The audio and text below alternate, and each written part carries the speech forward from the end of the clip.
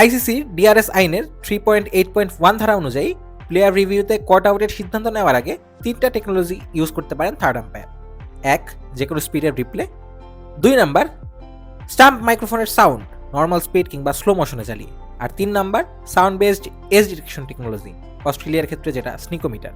আম্পায়ারের জন্য এটা হচ্ছে ডিসিশন দেওয়ার অর্ডার, মানে তিনি সবার প্রথমে রিপ্লে দেখবেন, রিপ্লেতে কনক্লুসিভ এভিডেন্স না থাকলে স্টাম্প মাইক্রোফোনের সাউন্ড শুনেও ডিসিশন দিতে পারেন।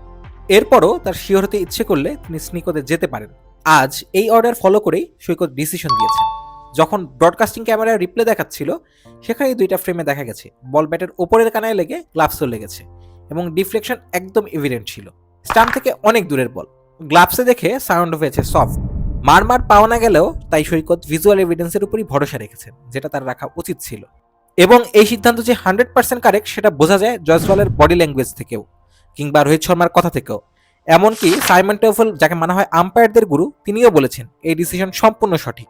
যদিও সৈকত জানতেন ভারতের অনেকে হেড স্পিচ সরাবে এই সিদ্ধান্তের পরে, কিন্তু এরপরে তার যে কম্পোজার, চাপের মুহূর্তে কমন সেন্সের হাতে নিজেকে ছেড়ে দেওয়া, এটাই প্রমাণ করে সৈকতের ক্যালিবার। যে কারণে আমাকে বলতেই হচ্ছে ব্রাভো সৈকত।